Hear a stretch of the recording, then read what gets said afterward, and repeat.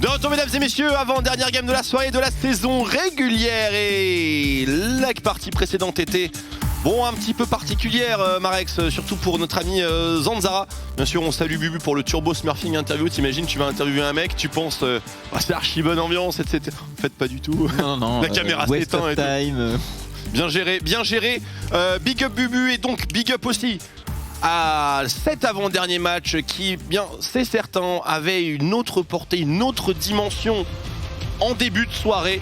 Mais depuis cette victoire Vitality, bien sûr, les choses ont beaucoup changé. Ouais. En termes de mouvement, il n'y en a pas véritablement à exploiter pour les SK Gaming. À moins que rien du tout. Ouais, on a nos 6 équipes playoffs, mais quand même un petit peu d'enjeu dans ces parties pour sécuriser une bonne place. Mais on verra ce que ça va tenter des deux côtés. Il peut y avoir. On aura la réponse dans quelques minutes. Dans quelques secondes même. Et voilà, les SK Gaming, même s'ils remportent ce match, eh bien, il n'y aura pas de tie-break avec Schalke, puisque c'est 5ème, 6ème, ça change rien du tout. Et on ne peut pas rejoindre les Fnatic, puisqu'on est en 0-2 au niveau du head-to-head. Donc logiquement, ça peut être une petite fiesta. Voyons voir si les joueurs se sont accordés. Alors, je pense que du côté de G2, ça va prendre des pics un peu particuliers, mais tryhard quand même la game. Je les vois bien. Pourquoi pas ressortir quelque chose comme le Veigar support d'hier, mais après peut-être qu'ils ont déjà fait leur game troll. Ouais. Rek'Sai, Veigar support. Bon. C'est vrai qu'hier et avant-hier G2. On va dire qu'ils sont comme d'habitude. G2 est en avance sur tout le monde. Mais bon. Ouais. Pour les SK Gaming, j'imagine qu'on veut véritablement disputer ce match. Un match contre G2, t'en as que 2 dans une saison. Forcément on stage face à la meilleure équipe d'Europe. Écoutez, ça se refuse pas. Ouais. Clairement. Est-ce que Caps ce serait l'occasion pour qu'il nous sorte son Aurélien. À la base, Caps c'est un joueur de Aurélien Sol. J'aimerais bien le revoir un jour en compétition. Mais bon, je pense qu'on en est loin malheureusement. C'est pas trop son moment à discuter avec Everfrost. Je sais pas si les OTP ont un peu réfléchi au truc. Il le joue plus, je pense. Il y a un joueur de Aurélien à très haut elo. Il est européen. C'est Diablo. Et il est vraiment, vraiment très fort dessus. Mais je pense que c'est le seul, tout continent confondu, qu'il joue vraiment à très haut niveau. Mais perso trop compliqué. Champion oublié. Si tu veux mon avis. Je sais pas quel build il fait. Bien écoute, on verra si Caps est possédé, mais pour l'instant très standard en effet. Kai'Sa et Karim en opener pour les SK Gaming. Chez les G2, on a Xayah, on a Rel. Et la jungle certainement à venir. Il y a un petit Udyr dispo.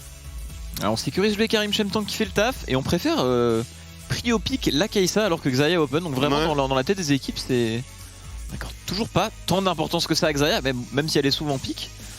On le rappelle sur les derniers matchs, Xayah c'est du 100% win rate, ça fait un gros taf dans toutes les games. On veut la Lilia dans le Hecarim. Voilà une ambiance à laquelle je ne m'attendais pas. On n'aime pas trop se prendre un Hecarim quand on joue Lilia de manière générale. C'est Jankos qui a une game un peu en demi-teinte, Sareksa qui a pas vraiment convaincu. Mais bon. Ouais, pour l'instant on a du standard du côté des deux équipes. Ça pourra se gâter au niveau de la solo lane, au niveau de G2, pourquoi pas, mais bon, ça a l'air de partir sur du sérieux cette partie. Ce serait quand même bien d'arriver en playoff tout de même sans être sur une low streak. Bien sûr. C'est quand même un petit peu mieux, même si c'est G2, on sait que quand il faut briller, quand il faut être sérieux, ils seront là, mais. Puis il y a la première place quand même. Oui, aussi. Enfin voilà, t'as une autre position dans l'arbre. Bon, même si t'es à peu près au même rang, c'est un impact mineur, mais c'est le symbole surtout qui compte à mon avis. Non, on sait jamais, l'objectif de ces joueurs c'est vraiment les Worlds et Hyperf. Et mine de rien, gagner ce match pour choisir son adversaire ici en playoff, ça peut potentiellement se traduire par, je sais pas, plus de points si jamais on manquerait ces playoffs. Donc peut-être. Tout de même, quand même, c'est vraiment ce qu'on a au fond du cœur au niveau de ces joueurs. En tout cas, on est dans une vraie game, ça c'est sûr et certain, pour notre plus grand plaisir. Quand il faut se redresser, et là, mine de rien, il y a un petit quelque chose à jouer qui peut avoir un petit impact sur l'objectif final des Worlds de ces joueurs, donc c'est pour ça qu'ici on va jouer sérieusement et tryhard la game. Oh, il lui vole le Sion sous le nez, puisqu'il y avait eu un ban de Gnar et un ban de Atrox de la part de G2. Ça instant lock Mundo. Instant lock Mundo, Mundo top. Adverse, c'est pas trop mal finalement. Oh non. Oh là là. Ça, ils vont me faire mentir. La draft a bien commencé, puis là c'est un drift. C'est un drift, je sais pas s'il est contrôlé ce drift. Fiora, ça pourrait être pas mal ici. Wow. C'est un... Non, c'est une vraie Katarina. Non, no way. La compo adverse. C'est le Yone. C'est le Yone mid lane a priori. Contre le Sion. Ça semble être ça. Contre le Sion mid lane également. Du coup, on aurait un Mundo. Mundo top. Ouais. Un Mundo top. À moins qu'on ait Lilia mid, Choville à jouer. Et là, par contre, Mundo top est vraiment pas mal dans cette partie. On a beaucoup d'auto-attaqueurs, donc l'utilisation sera assez simple à base de tabi, tout ça. Et les couteaux vont faire très mal contre les stacks à points de vie SK. C'est bien vrai. Le pic est vraiment bien ici. Et là, LeBlanc qui est validé pour Blue. Dès LeBlanc, on en voit pas mal aujourd'hui. C'est la 3e au total et la 2e au sein du LEC. On regarde les assignations de lane. On surveille un petit peu Mundo, Lilia, Yone. Yone, je pense que c'est un pic un peu sous-exploité. C'est juste que le travail que ça demande aux joueurs et à l'équipe pour le sortir, c'est quand même pas mal de boulot. Il faut être vraiment on point dessus. Mais je pense que pousser au maximum et aux limites, le pic est vraiment extrêmement fort. Hein. C'est vraiment pas du troll pick. À voir ce qu'un joueur comme Caps. C'est le Caps Yone, voilà. Fera dessus.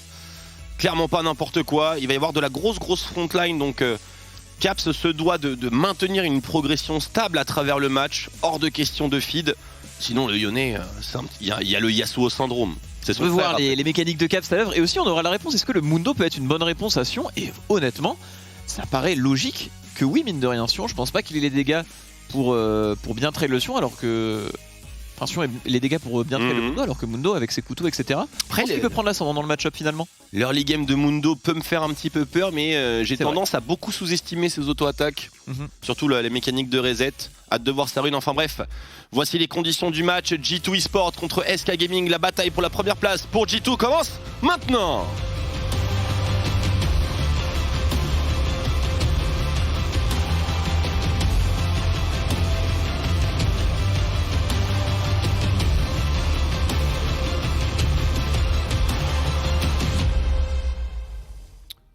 Et donc regardons un petit peu ce que nous avons de présenter. Wunder Poigne, Jankos avec le Predator.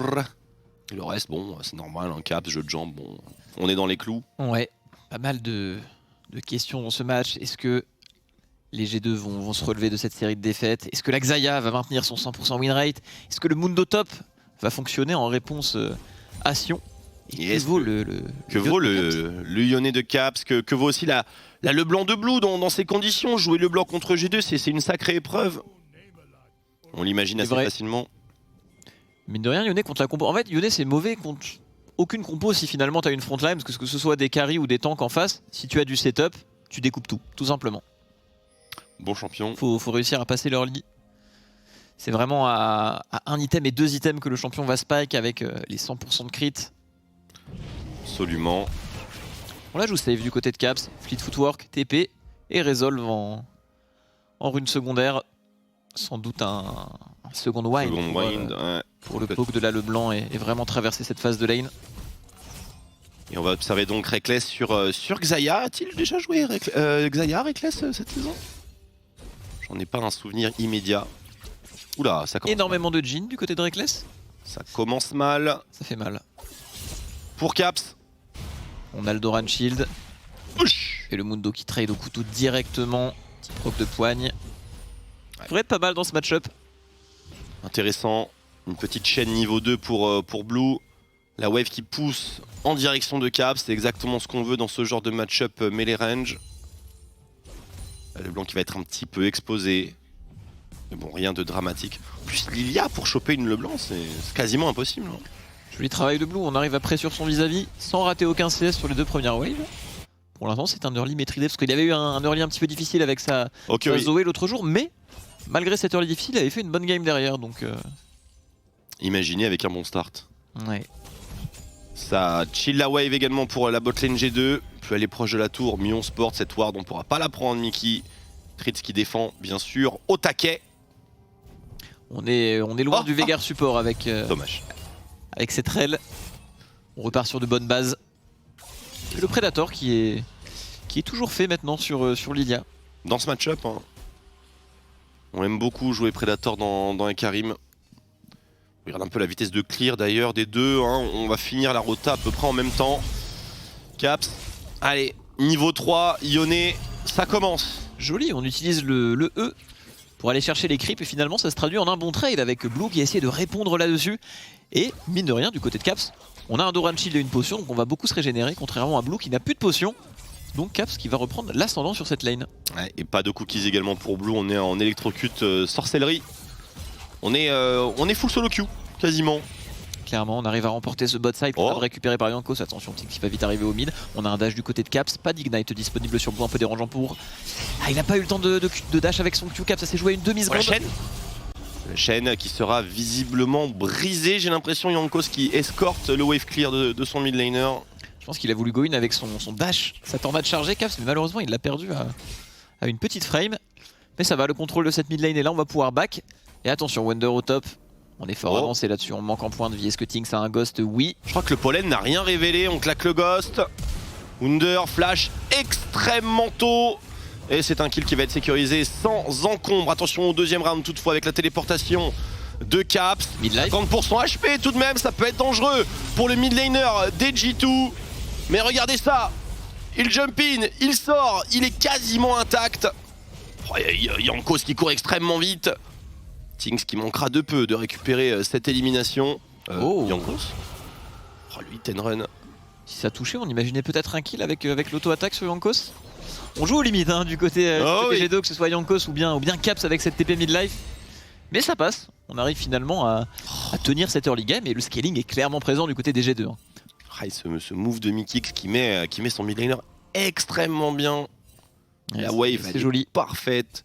On ne sent même pas la téléportation top lane qui a été totalement absorbée par cette gestion de wave de la part du support des wave force obligatoirement la téléportation sur du côté de Blue. Complètement obligé, ça a un impact vraiment monstrueux. Un joli travail d'équipe de la part de G2 honnêtement sur toutes les lanes. Petite erreur de Wonder fort avancé au top, mais très joli travail d'équipe, surtout qu'on scale extrêmement bien. Au niveau de tous les champions, trade au niveau de la mid lane, Blue qui a su connecter ses spells et Caps qui va rater son Q-spell. Du coup le trade est clairement l'avantage de Blue ici. On reprend l'ascendant sur cette mid lane et en plus on est fort avec cette Leblanc. On a récupéré un Dark Seal, on joue potion de corruption. On a des arguments à faire valoir en early game.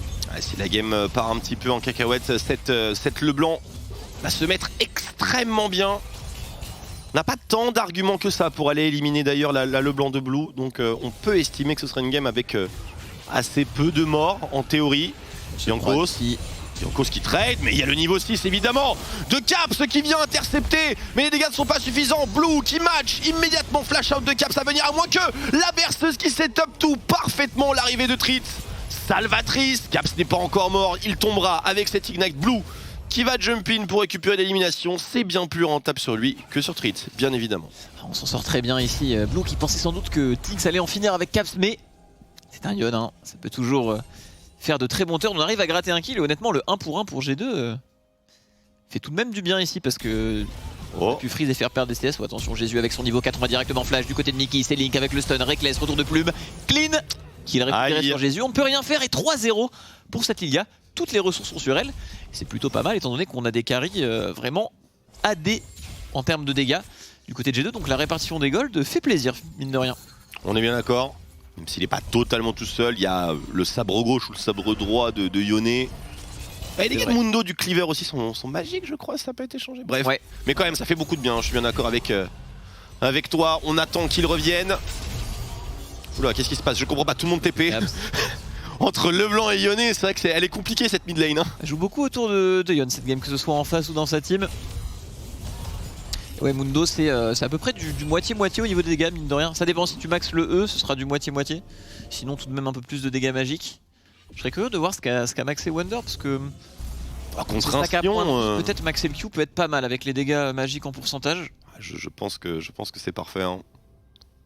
Curieux de voir sur quel mythique il va partir. Est-ce qu'il va partir sur un Frostfire, scale un peu plus des stats sur lui-même, ou bien un Shem-Tank, mais je pense que ce sera un Shem-Tank. Un Shem-Tank, t'imagines la vitesse de pointe?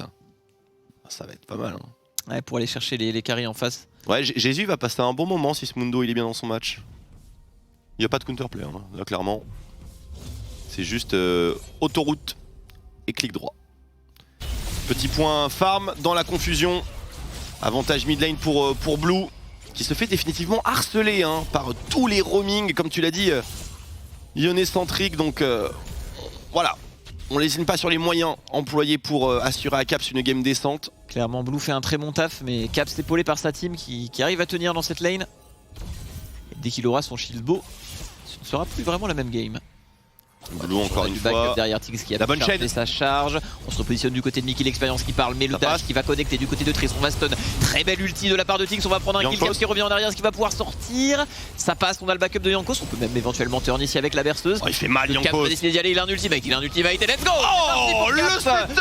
On vient clean tout ça avec un superbe setup apporté par Jankos. Et derrière on a les stacks. On a la movement speed sur Lilia. Et le vrai Blue est ici. Triple kill. Je crois que c'est un 6-0. Et 10 stacks de Darksteel pour Monsieur Jankos. Allez, le public, la France, l'Europe réclame le Medjay. Le setup entre Lilia et Ioné est vraiment exceptionnel hein, pour le coup. Même avec 50 points de vie, Caps il y serait allé là-dessus. C'était tellement parfait. C'était évident. En vrai très joli de la part de G2. Même là, le fait de reculer de la part de Mickey c'est très bien joué. On commit pas tant que ça finalement. C'est ce qui fait que derrière on peut répondre. Et là il attend pour sa berceuse quand même un petit peu. Très clean mécaniquement Monsieur Jankos et la Caps. Et là trouve l'angle. Roronoa, Capso. Et là clairement il n'y a pas d'autre play possible. Le réveil est bien trop brutal. Mais le truc c'est qu'il y a le red buff. Donc le plan ne marche pas. Il y a le red buff en effet. Et j'aime bien ce choix de Jankos de partir directement sur un Zonia. Parce qu'avec un Zonia on se protège de quoi? Bon, on se protège de donner un shutdown de 1000 gold. Mais quand même pas rien. Oh. Pourquoi pas un Medjay avec ces 10 stacks de Darksteel. Top lane, ça chill. Du côté de Wonder, on a maxé le coup près, ouais. Niveau 4. Comme dirait un grand philosophe, on se serre la poigne de l'immortel entre gentlemen. Le philosophe est en noix. On vous conseille pas de le suivre, clairement. Il fait partie des ignobles personnages qui adorent ce genre de match-up. C'est forcément quelqu'un de peu recommandable. Ah, j'aime beaucoup le champion Mundo, moi. Sur un petit peu moins. Oh. Là, il y a du côté de Caps, on sent que ça commence à aller vite, le Q-Spell qui ne connectera pas, mais les dégâts sont tout de même très bons. On sent que là, si le premier Q-Spell avait touché, s'il y avait un Ignite sur Ioné, ce serait pas la même chose. Sachant qu'il n'y a pas de Conqueror sur ce Ioné, il n'y a pas encore de premier item, donc attention. Ah là, je pense qu'il y a beaucoup de cauchemars de solo queue de la part de notre public qui sont en train d'être remis en avant. On a tous connu ce Ioné. Un early bien maîtrisé de la part de G2.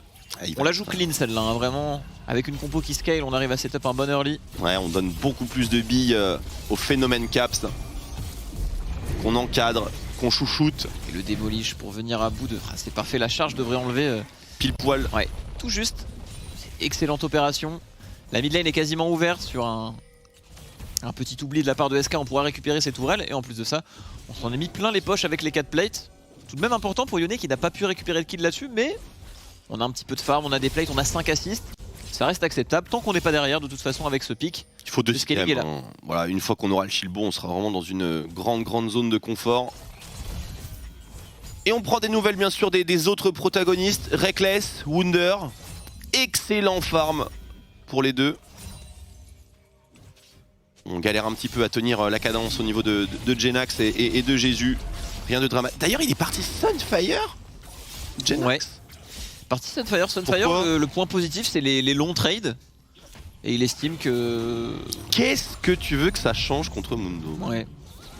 Et il estime que contre la compo adverse, les fights seront longs. Et du côté de Wonder, pareil, on joue pour soi avec ce Frostfire. Un peu plus de slow, un peu plus d'HP au niveau du scaling. Pourquoi pas? Pourquoi pas, mais c'est vrai que sur Mundo, ouais, j'aurais autant préféré une cape solaire si c'est pour fight et mettre plus de dégâts dans cette optique là, mais bon. Après, avoir plus de points de vie, c'est prendre plus de dégâts sur le cleaver. Dash out, il va être follow directement. Oh, l'ultimate qui a été interrompu bien sûr par la grande hitbox du cheval. Et on voit qu'en termes de duel, ça se gère assez mal. Oh, Jankos qui arrive, qui brise le mur du son, qui va aller chercher le cheval. C'est un flash-in, c'est une berceuse. Il y a Blue à l'escorte. Est-ce qu'il peut aider? Oh, il va le chercher. Il stop watch et maintenant il y a le Mundo qui vient lui porter assistance. Est-ce qu'il pourrait faire quelque chose? Absolument pas. Le shutdown est pour Blue. Excellente nouvelle pour les SK Gaming. Mais comment on gère El Mundo? Ah, c'est compliqué, un Caps qui a essayé de gagner le plus de temps possible. Et Tinks était là, au contact très dérangeant. Et les 1000 gold finalement qui vont aller dans la poche de Blue. Très sympathique. Yankos avait bien joué, hein, c'est dommage, mais il y avait trop de monde. La décale de Tritz, excellente ici, qui vient faire toute la différence. Tritz toujours là hein, pour nous proposer de bonnes games dans cette équipe SK. 1000 gold sur Blue avec déjà 2 kills empochés avant. C'est un item mythique sur le prochain bac. Et peut-être une LeBlanc qui va pouvoir accélérer un petit peu la partie pour sa team. En tout cas, je pense qu'il le faut. La compo G2 scale merveilleusement bien. Et en plus, cette tourelle s'apprête à tomber au niveau de la mid lane. Pas de chaîne malheureusement pour punir l'audace du mid laner G2. Le bas comme tu l'as dit pour la LeBlanc de Blue, il a une téléportation, c'est un Everfrost Chovy style. Yankos a 100 CS, 7 kills. Donc ça fait beaucoup. C'est une bien belle game. Et il a plus de bounty, donc il peut jouer libéré. Par contre on a perdu les stacks de Medjay. Ça c'est un peu plus triste, parce que 10% de MS sur Lilia, c'est une dinguerie. Il l'a pas encore transformé son Darkseal, mais peut-être que c'est ce dont il avait prévu. Alors, top lane qui font Medjay. En vrai, c'est vrai que pour la MS, c'est intéressant. Ça a l'air pas mal. Hein. Est-ce qu'on le dive ce Sion? Apparemment, c'est le plan. Attention, le wave clear va vite, mais on a un énorme creep sous la tourelle. Il s'appelle Wunder. Oh, superbe assaut inébranlable. Et on va encore récupérer l'élimination sur Yankos. Vraiment l'ultimate pour avoir l'immunité à la berceuse. Qui est bien passé. J'ai l'impression qu'on a un peu oublié l'interaction au niveau de Yankos, non? Ouais, on a décidé surtout, je pense, de lâcher l'aggro de la tour du côté de Wonder en estimant peut-être que Yankos n'allait pas avoir les dégâts. Et finalement il reprend l'aggro mais il n'avait pas son Zonia, du coup il meurt. On aurait peut-être pu trade. Après le 1 pour 1 est très bien hein, vu que derrière il y a beaucoup de... Il y a la tourelle. La tourelle va également tomber donc... Le Mundo était le plus important à maintenir. Attention le all-in sur Blue, est-ce que ça a passé? La rotation de CC a l'air d'être suffisante. Blue qui s'en sort in extremis grâce au soutien de son jungler. Téléportation de Jenax qui crie sur Mikix avant de s'en aller. On utilise beaucoup de choses. Blue qui était à une auto-attaque de mourir mais il a eu le temps de se repositionner en dehors de les Caps qui enchaîne directement. Le Q-spell va être raté sur Jésus. On va se raviser étant donné qu'il y a l'arrivée de Tritz dans cette river. Oh, c'est une Gale Force sur Yon. Ah oui, on veut vraiment pousser les mécaniques très très loin. Je suis assez étonné par ce choix. Le Shieldbomb avait l'air bien plus adapté. Oh, le trap dans le buisson et la Caps, est-ce qu'il peut outplay une situation aussi épineuse? On se repositionne à l'ultimate pour Jésus. Caps qui fait de même avec son E et là c'est le tower dive bien sûr qui pend au nez. Voilà Wunder va où il veut. Mais il prend quand même pas mal de dégâts de cette... Pardon, il prend pas de dégâts de cette tourelle. Il est niveau 11, le power spike de l'ulti est super ici pour Mundo. C'est maintenant qu'on passe au-dessus des 100% de regen, c'est ça? Ouais, on atteint les... Je crois que c'est 80-90 et c'est au rang 3 qu'on atteint 110 depuis le patch à peu près. Très bien. Niveau 3, ça devient quelque chose d'assez huge. En plus avec le Frostfire, les HP max deviennent assez délirants. Surtout quoi, les tabis et le stacking armor fait beaucoup de bien contre la team adverse, sachant que la LeBlanc en plus peut pas vraiment se permettre de focus le Mundo. Honnêtement, il va clairement aller où il veut. Wender, cette game on peut le voir ici. Oh, ça va chasser là. Ils font très mal. C'est ulti out non? Il y a l'arrivée de Tings tout de même. 2v1. Plus d'ulti sur Wonder, attention, mais on a l'armor qu'il faut. Ok, on va décider de flash out. Est-ce que c'était vraiment nécessaire? Je me demande s'ils ont assez de dégâts en face, parce qu'on a quand même un bon 150 d'armure là du côté de Wonder. Ça m'avait l'air compliqué, surtout que la Légion des Ombres n'est pas un CC de longue durée sur Mundo, donc... On s'est rappelé du niveau 3-4 et... Peut-être Blue, une petite chaîne qui va forcer Mikix à dismount, ce qui assurera le bon déroulé de ce carapateur. Et Reckless qui évolue dans l'ombre, mais les 10 minutes sont là. L'essence River aussi, bientôt les 2 items. La stabilité incarnée. Xayah, comme vous le savez, ça scale fort. Hein. En plus, c'est le pick qui convient finalement au playstyle de Reckless. Vraiment le jeu calme, précis. Tout le monde fait attention aux autres joueurs pendant que lui scale up en Tsum Tsum. Et lorsqu'il sort, personne n'est prêt. Bon, on commence à le connaître un peu Reckless quand même. Ouais. Quelques titres à son actif. Deuxième dragon de la game. Deuxième dragon pour G2 d'ailleurs.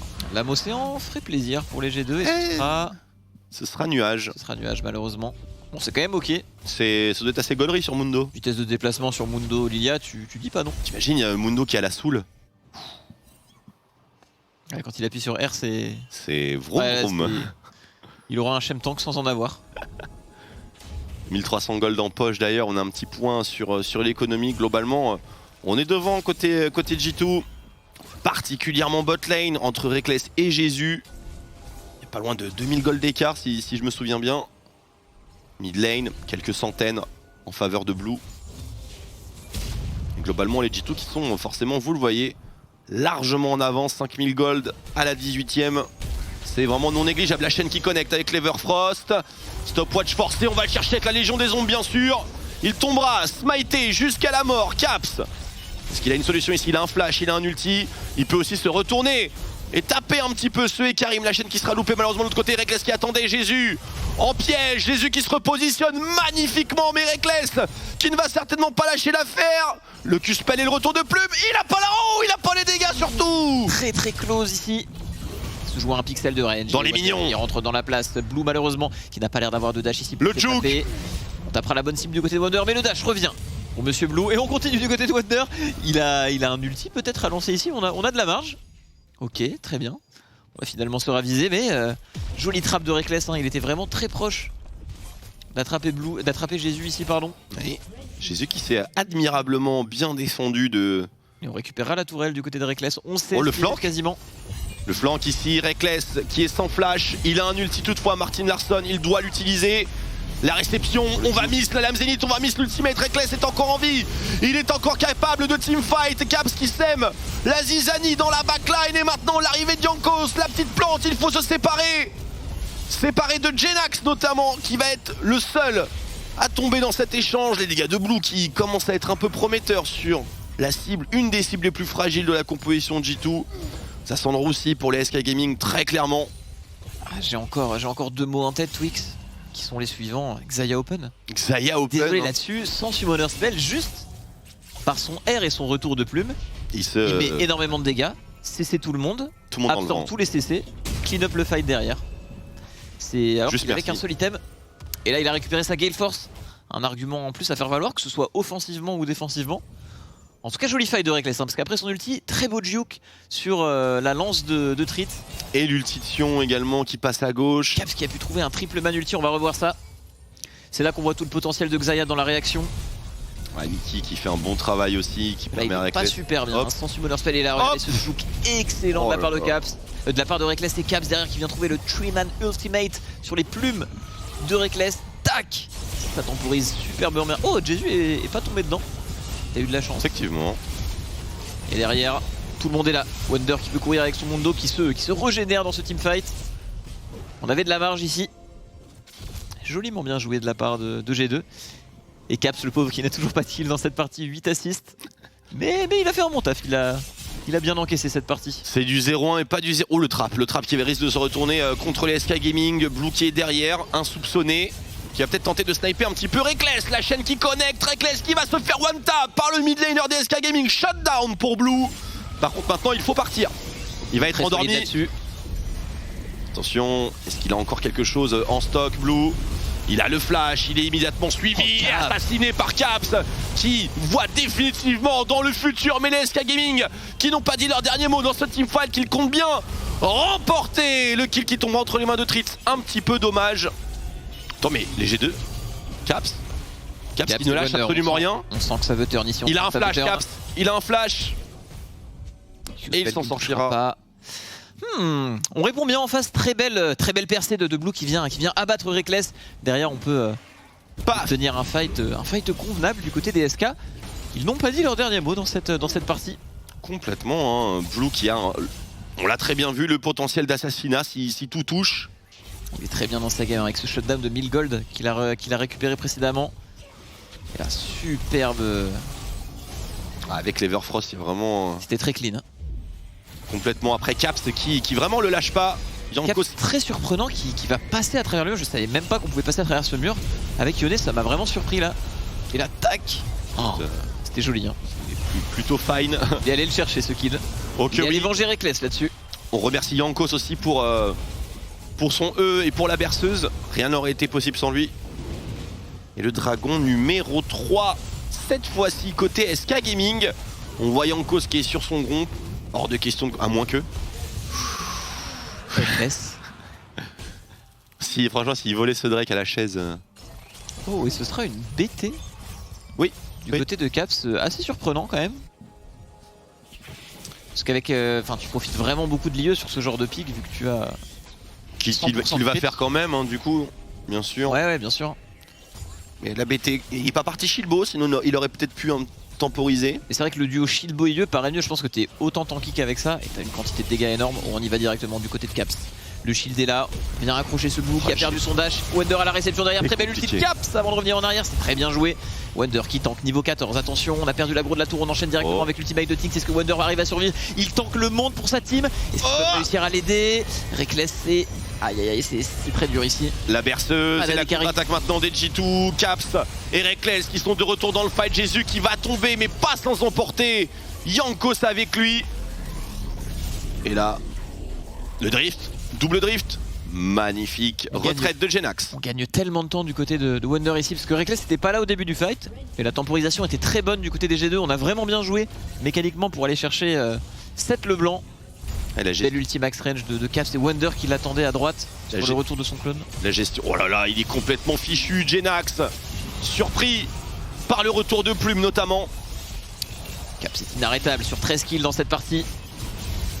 Niveau 14. Ce Yon, on sent qu'il est en place. La KP est lourde, hein. C'est vrai que... Il a enfin eu ses kills bien mérités. Il était en 0-1-9 je crois. C'est bien ça. C'est bien, ils ont bien encerclé Leblanc qui n'a pas pu s'en sortir ici.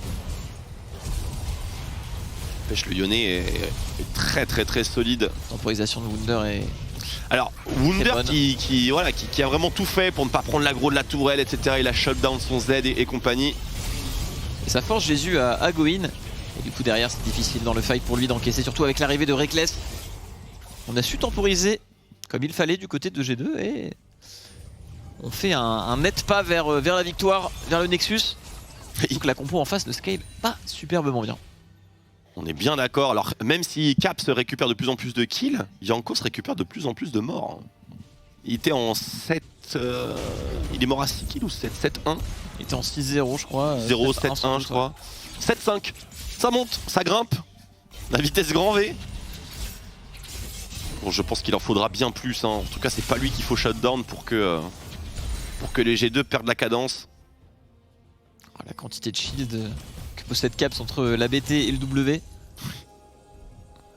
Ah, il n'y a même pas le W là-dessus. T'imagines avec le shieldbo en plus là. La moitié de sa barre de vie c'est du bouclier. Attention, on va tenter un all-in. Bah non, on peut pas, il a son E évidemment. Il le sait, monsieur Caps. Le blanc style.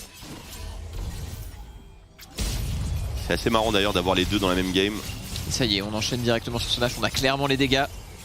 3 items sur Reckless, 2 ennemis sur Yone, ça va très vite. On peut faire quelque chose, ça va tellement vite, ça va tellement vite. Cloud de l'autre côté pour rejoindre peut-être un steal potentiellement de la part de Karim. Mais non, c'est déjà tombé, on y va directement du côté de Caps. Est-ce qu'on va faire un ultimate pour setup sa team? Non, on va revenir en arrière, Mickey qui se retrouve un petit peu esselé, qui va passer au-dessus de ce mur, on est tranquille. Et le Sion qui se fait découper ici, Genax qui arrivera à faire un petit drift dans sa jungle pour se repositionner. Tout va bien, on ne perd personne, mais on n'a pas su obtenir une chance de 50-50 ici, c'est allé trop vite. Ouch! Du côté des G2, ça fait mal ça. Oh, il va la lancer cette berceuse, mais qui peut bien follow up un tel move? C'est du poke efficace mine de rien. C'est dingue, il a récupéré le CD de sa boule, plus un Q-spell de Mundo, les deux sont mid-life. Eh bien ça va ouvrir la T3 mid lane assez facilement, l'inhibiteur on l'imagine également, la transition sur le top side, elle est toute trouvée, la wave arrive.